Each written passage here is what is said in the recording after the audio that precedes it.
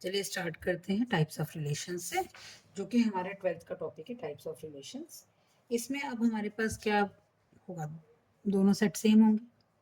दोनों set same होंगे तो सेट ए मान लो हमारे पास है 1 2 3 4। दूसरा सेट भी अब यहाँ सेम ही है 1 2 3 4। यानी अब हम जो रिलेशन के टाइप्स ऑफ रिलेशन की बात करेंगे ना, उसमें दोनों सेट सेम रखे हुए हैं हमारे पास।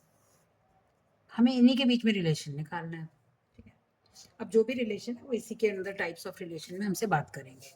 तो सबसे पहले जो बात होती है वो एक और बात होती है एम्प्टी रिलेशन की। अब एम्प्टी रिलेशन क्या है?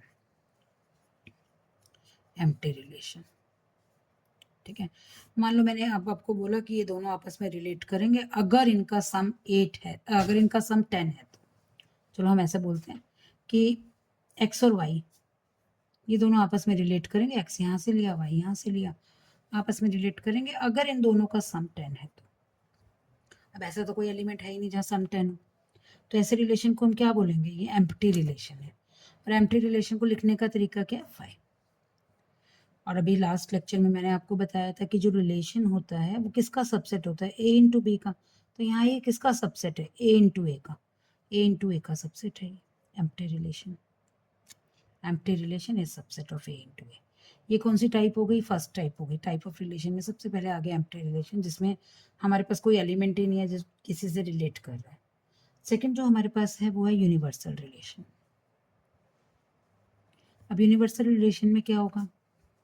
अब यूनिवर्सल रिलेशन का मतलब क्या? एम्प्टी का मतलब खाली, यूनिवर्सल का मतलब सारे आ जाए इसमें, मतलब पूरा ए इंटू ए पूरा उठ के आ जाए। इसका मतलब 1 1 भी आ जाए, 1 2 भी, 1 3 भी, 1 4 भी, 2 1 2 2 2 3 2 4 3 1 3 2 3 3 3 4, सिमिलरली 4 1 4 2 4 3 4 4, हम चाहते हैं सभी आ जाए इसमें। तो ऐसा रिलेशन क्या कहलाएगा? Universal relation.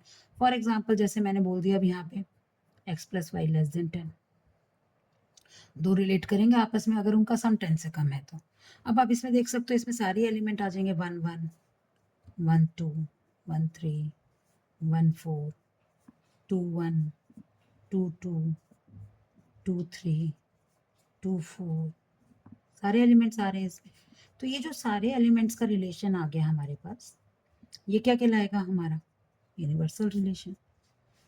नाम से भी पता चल रहा है यूनिवर्स मतलब जो सब कुछ अपने अंदर ले ले, जिसके अंदर सब कुछ आ जाए वो यूनिवर्सल रिलेशन है। तो हम कह सकते हैं ये यूनिवर्सल रिलेशन हो गया, या इसको सिंपल सिंपल कह दें कि ये ए इंटू ए के इक्वल है। सीधी सी बात है कि ऐसा रिलेशन जो ए इंटू ए के इक्वल है वो यूनिवर्सल रिलेशन है।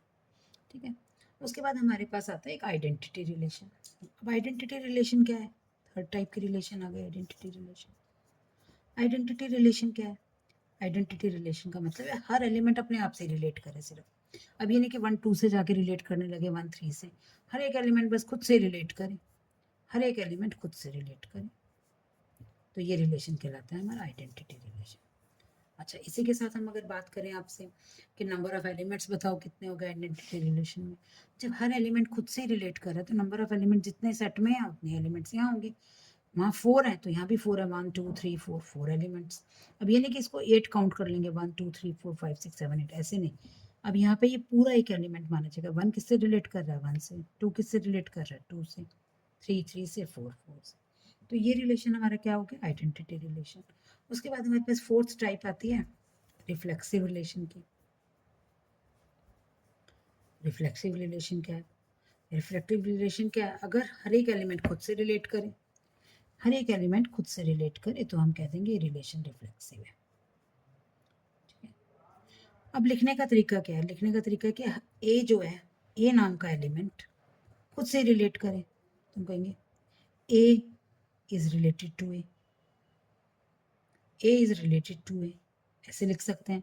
या आप ऐसे लिखें A comma A belongs to relation. ये किसका साइन है?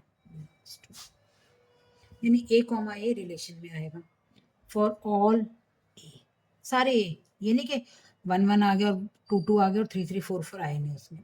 रिफ्लेक्सिव रिलेशन में क्या है? सारे आना चाहिए, 1 1 2 2 जितने भी एलिमेंट्स हैं खुद से रिलेट करें सब। For all A belonging to, जिस भी सेट में हम रिलेशन डिफाइन कर रहे हैं, मान लो इसका नाम ये रखा है सेट का।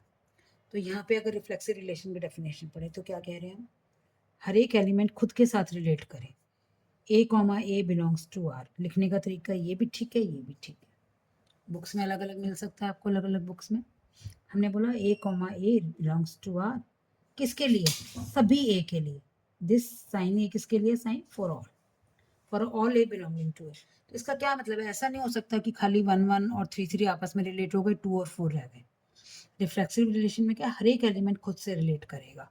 अब आपको डाउट आ रहा होगा कि रिफ्लेक्सिव और आइडेंटिटी में क्या फ़र्क है फिर? ये तो दोनों ही सेम बात है। आइडेंटिटी में भी हर एलिमेंट खुद से रिलेट कर रहा है, रिफ्लेक्सिव में भी हर एक एलिमेंट खुद से रिलेट कर रहा है। तो फ़र्क कहाँ आता है?